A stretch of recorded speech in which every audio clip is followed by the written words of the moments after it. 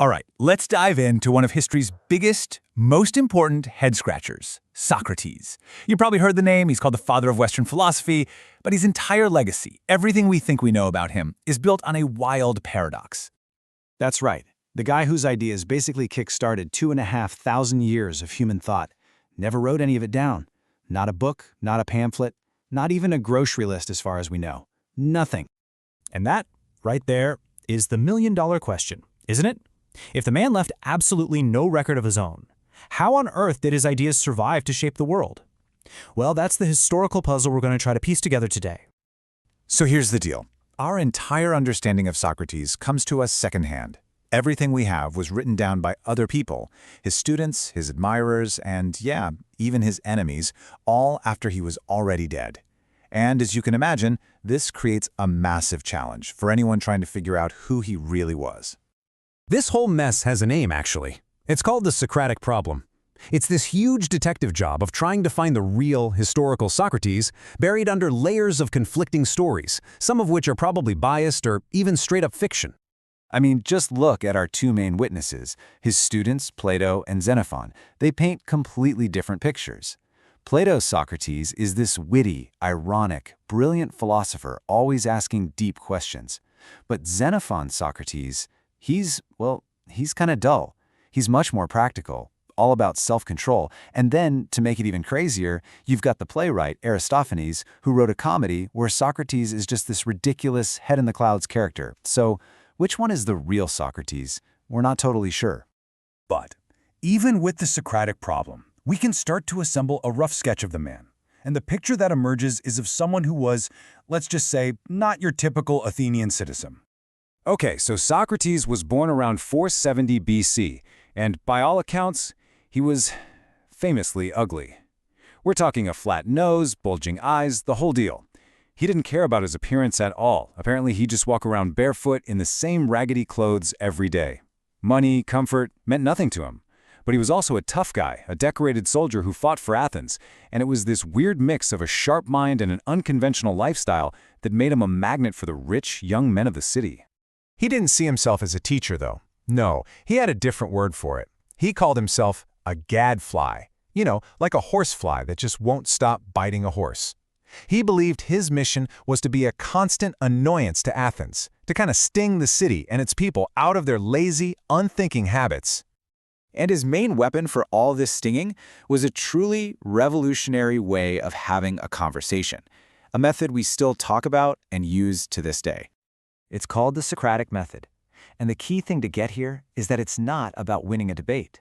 It's actually a cooperative exercise. The goal is to use a relentless stream of questions to help someone else, and yourself, realize that the things you think you know for sure are maybe not so certain after all. So how did it work? Well, it would usually go something like this. Socrates would find some guy who claimed to be an expert on, say, justice. He'd ask for a simple definition, and then he'd start asking questions and more questions, poking holes, testing assumptions, and pretty soon a huge contradiction would pop up, and the expert would be forced to admit he didn't really have a clue. The end point wasn't to make the guy look stupid. It was to get to a state of shared confusion, what the Greeks called aporia, because only then could a real search for truth actually begin. And that leads us to probably his most famous line. But here's the thing people often get wrong. This isn't him saying he's totally ignorant. For Socrates, this was the entire point. Truly understanding the limits of your own knowledge, admitting that you don't know everything for sure, that was the first, most crucial step on the path to wisdom. Now, as you can probably imagine, walking around Athens all day proving that the most powerful people in the city didn't really know what they were talking about, well, it didn't win him a lot of friends. And this brings us to the dramatic and ultimately tragic climax of his life. So, in the year 399 BC, Socrates was officially put on trial. The charges against him were pretty serious. First, impiety, basically for not respecting the city's gods. And second, for corrupting the youth of Athens with all his dangerous questions and ideas. The whole thing was shockingly fast. The accusations, the trial, the defense, the verdict, it all happened in a single day. In front of a jury of hundreds of his fellow citizens, Socrates was found guilty, and the sentence was death by drinking a poison called hemlock. And this quote, this was the heart of his defense.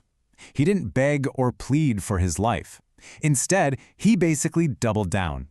He argued that his role as the city's gadfly was a vital service. He flat out said he would rather die than stop doing philosophy because to him, a life without questioning and self-reflection just wasn't a life worth living. And here's what really sealed his legacy. In his final days, his wealthy friends came to him with a plan. They'd bribe the guards, he could just walk out and escape. But Socrates refused. He argued that he was a citizen of Athens his whole life, and he had an agreement to live by its laws. He wouldn't break that agreement now, even when the law was being turned against him. He drank the poison and died, true to his principles right to the very end. But his death, of course, wasn't the end of the story. In a lot of ways, it was just the beginning of his true legacy, one that has fundamentally shaped the world we live in today. See, Socrates didn't really give people a set of answers. He gave them a method for asking better questions, and that method became the seed from which almost all of Western philosophy grew. His student Plato founded his famous academy on these principles. Plato's student Aristotle built on them. And even schools that seemed totally different, like the Cynics and the Stoics, were all just trying to answer the questions that Socrates had been the first to ask. And you can see his influence has been this incredible wave throughout history. He was obviously foundational back in ancient Greece and Rome. Then his ideas were carefully preserved and studied by Islamic scholars during the Middle Ages.